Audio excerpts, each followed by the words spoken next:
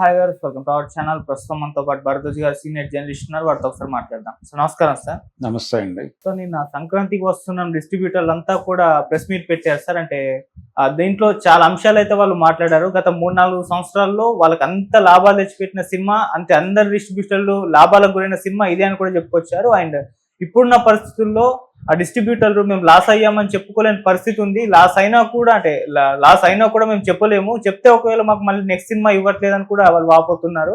And fake పోస్టర్ల మీద కూడా, collections మీద కూడా వాళ్ళు క్వశ్చన్ అడిగినప్పుడు కూడా వాళ్ళు ఆన్సర్ చేయలేదు. జస్ట్ ఇదంతా మీకు తెలిసే కదా, మీకు ఎందుకు వేసామో మీకు తెలియదా అన్నట్టుగా దిల్ రాజు గారు కూడా క్వశ్చన్ చేశారు. సో ఎంటైర్ ఆ ప్రెస్ మీట్ చూస్తే వాళ్ళ ఇబ్బందులు, వాళ్ళకున్న లిమిట్స్ గురించి మాట్లాడడం జరిగింది సార్. మరి మీ ఒపీనియన్ సార్ వాళ్ళ కామెంట్స్ పైన? అంటే డిస్ట్రిబ్యూటర్లు కాదండి, వాళ్ళందరూ బయ్యర్లు. ఓకే, బయ్యర్ అనే వ్యవస్థ ఎమర్జ్ అయిపోయిన తర్వాత సినిమా కొనుక్కుంటున్నారు వాళ్ళు. అయితే దీనిలో అగ్రిమెంట్ రాసుకుంటున్నారు. అగ్రిమెంట్లో కొన్ని సందర్భాల్లో అనుకున్న ప్రాఫిట్స్ రాకపోతే రిటర్న్ ఇవ్వాల్సి ఉంటుంది అనేది ఒక క్లాజ్గా చేర్చుకుని అగ్రిమెంట్లు రాసుకుంటున్నారు. ఓకే, ఆ అగ్రిమెంట్ల ప్రకారమే ఒకవేళ సినిమా పే చేయకపోతే ఎంత పే చేసిందో బ్యాలెన్స్ అమౌంట్ వీళ్ళు వెనక్కి ఇచ్చేస్తున్నారు. కానీ ఇదే సమయంలో ఇదే సినిమాని వీళ్ళు కొన్న రేటుకి మించి బీభత్సమైన లాభాలు వస్తే దానిలో వీళ్ళకి షేరింగ్ ఉంటుందా అనేది ఒక ప్రశ్న. అలా కూడా రాసుకుంటున్నారు, ఆ మేరకు ఇస్తున్నారు. అలా నడుస్తుంది, ఒక మ్యూచువల్ అండర్స్టాండింగ్ మీద నడుస్తున్న వ్యాపారం. గతంలో ఇలా ఉండేది కాదు. నష్టపోవటం అంటే నష్టపోవటమే, లాభం పొందటం అంటే లాభం పొందటమే, అలా ఉండేది. అయితే ఈ మధ్యకాలంలో నష్టాల దెబ్బ ఎక్కువైపోవడంతో ఇరుపక్షాలు కూడా కొన్ని జాగ్రత్తలు తీసుకుని ఒక అగ్రిమెంట్లో కొన్ని మార్పులు చేసుకుని రాసుకుంటున్నారు. రెండోది, అది వాళ్ళ వ్యవహారానికి సంబంధించిన విషయం. దీంతో పాటు ప్రధానంగా చూడాల్సింది ఏంటంటే, ఇక్కడ వీళ్ళు చాలా సందర్భాల్లో, అంటే ఇప్పుడు మొన్న ఇన్కమ్ ట్యాక్స్ వాళ్ళు వెళ్ళి రైడ్లు చేశారు. రైడ్లు చేసినప్పుడు ప్రొడ్యూసర్ దగ్గర ఈ అకౌంట్స్ ఉండే అవకాశం లేదు.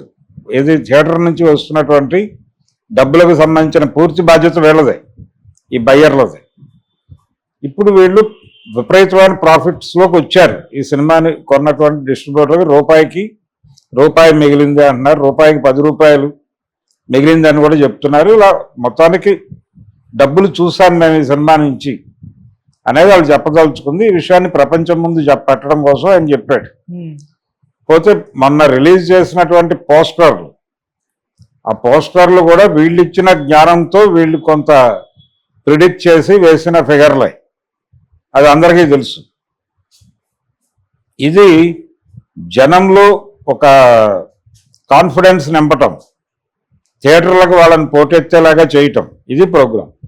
అందులో భాగంగానే ఈ నెంబర్లు వేశారు. ఈ నెంబర్లో కూడా అందరికీ తెలుసు, నిజమా కాదా అనేది తెలుసు. ఇప్పుడు పుష్ప 2 వ్యవహారానికి వస్తే 19 అని వాళ్ళు చెప్తున్నారు, 13 అని చెప్పారు ఇన్కమ్ ట్యాక్స్ వాళ్ళకి అనే మాట కూడా విన్నాం మనం. అలా చెప్పుంటారా లేదా అనేది ఎవరికి క్లారిటీ లేదు, అది కూడా స్పెక్యులేషన్. అలాగే దిల్ రాజు గారి 3 సినిమాలకు సంబంధించిన అకౌంట్స్ అడిగారు, ఆయన చూపించాడు. అలాగే అక్కడ లాకర్లు కూడా విప్పి చూపించారని కూడా చెప్పారు. ఇది ఎవరు చూసింది కాదు, వీళ్ళల్లో స్పెక్యులేట్ చేసి బయటకు వచ్చినటువంటి వార్తలు ఇవన్నీ.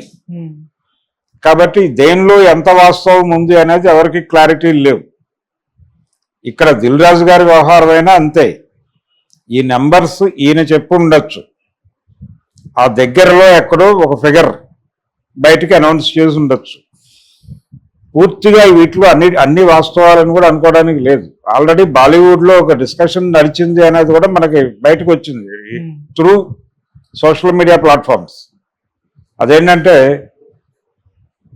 వీళ్ళు సినిమాని బిగ్ స్కేల్లో తీయటం మాత్రమే కాదు, పాన్ ఇండియా సినిమాని భారీ బడ్జెట్తో సినిమా తీయటం మాత్రమే కాదు, నెంబర్స్ కూడా చాలా భారీగా వేసి బయట పెడుతున్నారు. సో ఇలాంటి అభిప్రాయం ప్రపంచంలో ఉంది. అయితే దిల్ రాజు గారి ప్రాబ్లం ఏంటంటే, ఇవి ఫేక్ అనే విషయం ప్రజల్లోకి వెళ్తే రేపు పొద్దున ఏ నెంబర్ని నమ్మరేమో. ఆ క్రెడిబిలిటీకి ఇప్పుడు ప్రశ్న వచ్చింది, వాటి విశ్వసనీయతకి ఇబ్బంది ఎదురైంది. సో ఇప్పుడు వాటిని కాపాడుకోవాలి. తద్వారా ఒకవేళ కాపాడుకోలేకపోతే అవి వేయటం వల్ల ప్రయోజనం ఉండదు. అందుకని ఇప్పుడు ఎలా ఆ నెంబర్లకి పోయిన క్రెడిబిలిటీని తీసుకురావాలి అనే దానిలో కసరత్తు చేస్తున్నారు. ఆ కసరత్తు జరుగుతూ ఉండగా ఈ ప్రశ్నలకి సమాధానం ఎలా చెప్తారండి? చెప్పరు. అయితే టోటల్గా మనకి వాళ్ళు తెలియజేసిన విషయం ఏంటంటే ఈ నంబర్లు క్రియేషనే అనేది అయితే స్పష్టంగా ప్రపంచానికి తెలిసింది. తెలియకుండా ఉండటానికి ఏం చేయాలో అన్ని కష్టాలు పడ్డాడు.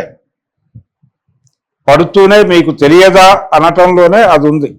మీకు తెలియదా అనటంలోనే ఇది ఫేక్ అనే విషయం మీకు తెలియదా అనేదే సెన్స్, అంతకుమించి ఏం లేదు. దీని మీద మీరు ఎందుకు గుచ్చుతారు 10 సార్లు? గుచ్చకండి. జనం నమ్మితే నమ్ముతారు, లేదంటే లేదు. మీకెందుకు వచ్చిన గొడవ? అది మాకు జనాల సెంటిమెంట్కి సంబంధించిన వ్యవహారం, మాకు జనం ఎమోషన్కి సంబంధించిన వ్యవహారం. మధ్యలో మీరు వేలు పెట్టద్దు అని చెప్పుండొచ్చు ఆయన. కానీ అంత సమాధానం చెప్పకుండా గబుక్కున ఒక మాట జారాడు. ఈ మాట జారటం అనేది మీకు తెలియదా అనే మాట జారటం వలన చాలా లీడ్స్ బయటకు వెళ్ళిపోయినాయి. ఇప్పుడు ఆయన ఏ పని అయితే చేయకూడదు అనుకున్నాడో ఆ పని జరిగిపోయింది. ఆ నెంబర్స్ తాలూకా క్రెడిబిలిటీ పోయింది. ఇప్పుడు ఆ క్రెడిబిలిటీ నిలబెట్టడం కోసం యుద్ధం చేయాలి. ఓకే, లేదు అంటే అసలు నెంబర్ గేమే పక్కకు పెట్టేయాలి. నెంబర్ గేమ్ లేదు ఇక. మా సినిమా 1000 కోట్లు లేకపోతే మా సినిమా 2000 కోట్లు 3000 కోట్లు అని చెప్పడం అనే గొడవే లేదు. మరి ఆ పరిస్థితి తెచ్చుకుంటారా అంటే తెచ్చుకోరు డెఫినెట్గా. దీనికి ఏదో మసిపూసి మారేడికాయ చేసే ప్రయత్నం చేస్తారు. జనంలో ఆ బిలీఫ్ని నిలబెట్టడం ద్వారా సినిమాని నిలబెట్టగలం అని నమ్ముతున్నారు ఇప్పటికీ. ఆ నమ్మకంతోనే ఈ డ్రామాలన్నీ నడుస్తున్నాయి. ఓకే, కాబట్టి ఒకటి చాలా క్లియరు, అది డ్రామా. ప్రతిదీ డిజైన్ డే, ప్రతి advertisement design day, condition supply. ఈ కండిషన్ సప్లై అనేది కీలకం. అదే ధర్మసూత్రం, అంతకు మించి వేరే ధర్మం లేదు. అండ్ ఇంకో కామెంట్ కూడా, స్టేట్మెంట్ కూడా ఇచ్చారు సార్. అంటే బడ్జెట్ ముఖ్యం కాదు, ఇప్పుడు ఆ కథ ముఖ్యం, కథ నిలబెడుతుంది అని చెప్పేసి దిల్ రాజు గారు చెప్పారు. సో ఇప్పుడు వీళ్ళు రియలైజ్ అయ్యారా అని చెప్పేసి చర్చించుకుంటున్నారు. ఎందుకంటే నాగవంశీ గారి కామెంట్స్ మనం చూసాం. 4 ఫైట్స్, సాంగ్స్ వీళ్ళుంటే సరిపోతుంది కదా, ఫ్యాన్స్ కి అంతకన్నా ఏం కావాలి మీరు పెట్టే బడ్జెట్ కి అని చెప్పేసి అంతకుముందు ఒక కామెంట్ చేశారు. సో ఇప్పుడు దానిపైన విమర్శలు వచ్చాయి. ఇప్పుడు ఈయన రియలైజ్ అయిపోయారు, ప్రొడ్యూసర్లు కూడా ఇక నుంచి మంచి కథలు ఉన్న సినిమాలే చేస్తారేమో అని చెప్పేసి జనం నుంచి కూడా ఆశిస్తున్నారు సార్. మరి ఆయన ఇప్పుడు కథలు లేకుండా ఎవరు సినిమాలు చూడరు. ఏదో ఒక పాయింట్ ఉండాలి దానిలో. ఆ పాయింట్ లేకుండా సినిమాలకు వచ్చే పరిస్థితుల్లో జనం లేరు. రెండోది, కోవిడ్ కి ముందు ప్రజల అభిరుచులు వేరు, కోవిడ్ తర్వాత ప్రజల అభిరుచులు వేరు. ప్రజల ఆలోచన స్థాయి అంతకు ముందు వేరు, తర్వాత వేరు. వీళ్ళ స్థాయి పెరిగింది.